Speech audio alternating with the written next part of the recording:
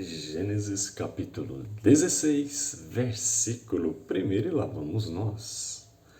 Ora, Sarai, mulher de Abrão, não lhe gerava filhos. E ele tinha uma serva egípcia, cujo nome era Agar.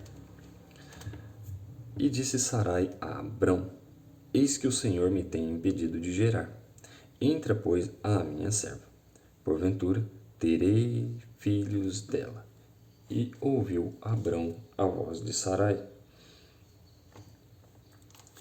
Assim tomou Sarai, mulher de Abrão, a Agar, egípcia, sua serva, e deu-a por mulher a Abrão, seu marido, ao fim de 10 anos que Abrão habitara na terra de Canaã.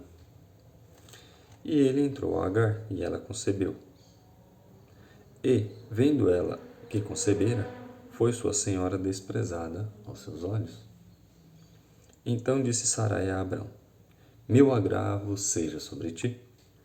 Minha serva pus eu em teu regaço. Vendo ela agora que concebeu, sou menosprezada aos seus olhos. O Senhor julgue entre mim e ti.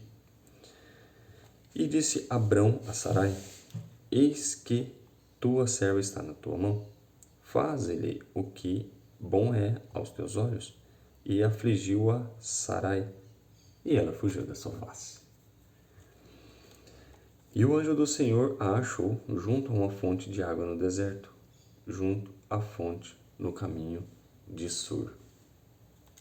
E disse: Agar, serva de Sarai, de onde vens e para onde vais? E ela disse: Venho fugida da face de Sarai, minha senhora. Então lhe disse o anjo do Senhor: Torna para ti, para tua senhora, e humilha-te debaixo de tuas mãos. Disse-lhe mais o anjo do Senhor: Multiplicarei sobremaneira a tua semente, que não será contada, por numerosa que será. Disse-lhe também o anjo do Senhor: Eis que concebeste e terás um filho, e chamarás o seu nome Ismael, porquanto o Senhor ouviu a tua aflição. E ele será homem bravo, e a sua mão será contra todos, e a mão de todos contra ele, e habitará diante da face de todos os seus irmãos.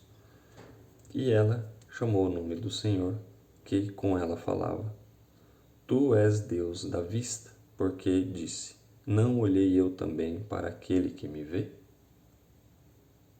Por isso se chama aquele poço de Lai-Roi, eis que está entre Cádiz e Bered. E Agar deu um filho a Abrão. E Abrão chamou o nome do seu filho, que tivera Agar, Ismael. E era Abrão da idade de 86 anos, quando Agar deu Ismael a Abrão. Que legal, que história. Você já tinha escutado essa história de Agar assim, dessa forma? Você já tinha escutado esses detalhes dessa história? Muita coisa, muitos ensinamentos aqui e muita sombra do que há de vir. Então, capítulo 16 de Gênesis, um livro riquíssimo de muitas histórias que vai dar base para a gente entender todo o restante da Bíblia.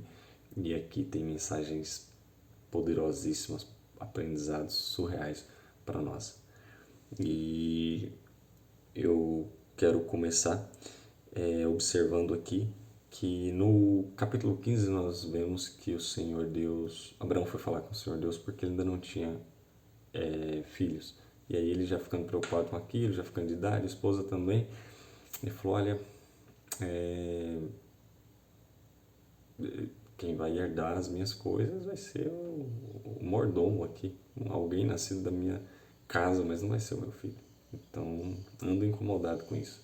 Conversou um pouco com o Senhor sobre isso, Deus mostrou mais parte do plano para ele.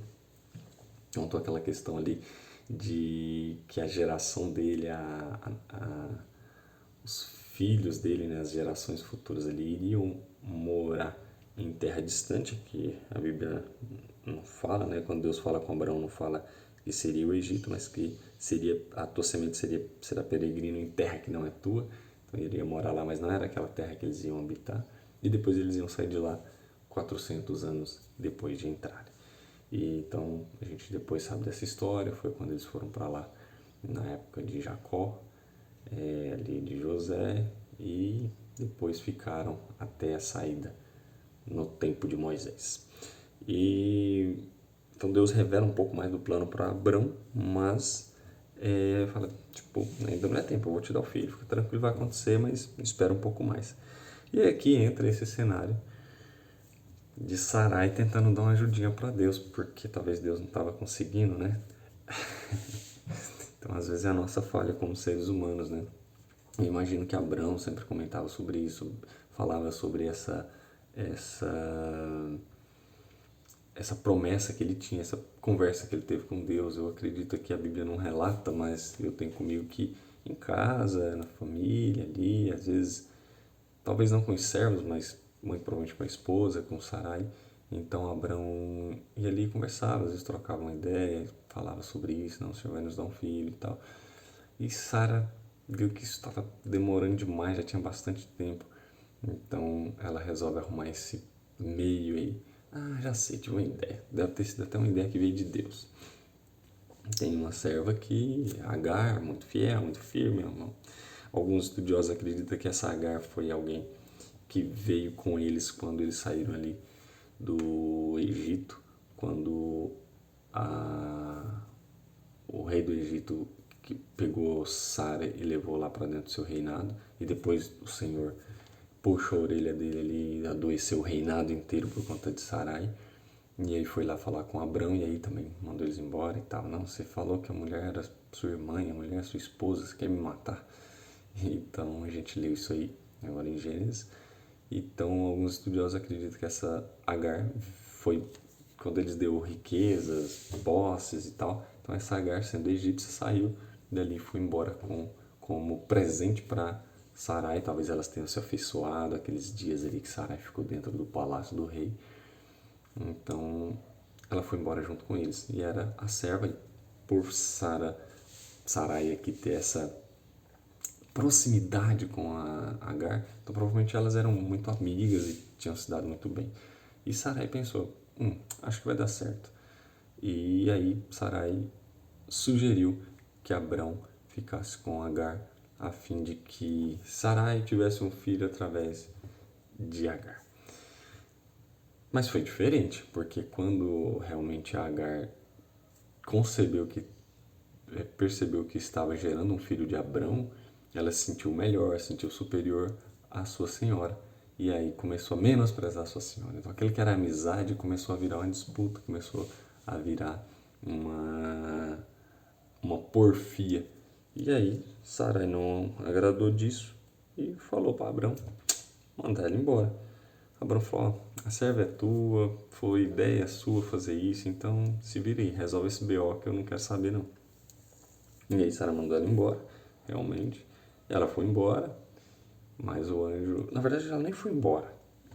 A Sara nem mandou ela embora, a Sara só provocou. Ela só espizinhou ela, humilhou, maltratou o que não fazia antes e tal. A Agar, aquilo não era a terra dela, ela não morava naquele lugar, aquele povo não era dela, então ela se sentiu muito desconfortável, muito humilhada e foi embora. Mas o anjo encontra ela no caminho, que situação, né? O anjo encontra ela no caminho e fala assim, não, olha esse versículo, esse versículo 9. Então lhe disse o anjo do Senhor, torna-te para a tua senhora e humilha-te debaixo de suas mãos. Que períodozinho complicado, né? Depois vinha a bênção, que aí ele fala, no versículo 11 e 12. E disse-lhe também o anjo do Senhor, eis que concebeste e terás um filho, chamarás o seu nome Ismael, porquanto o Senhor viu a tua aflição.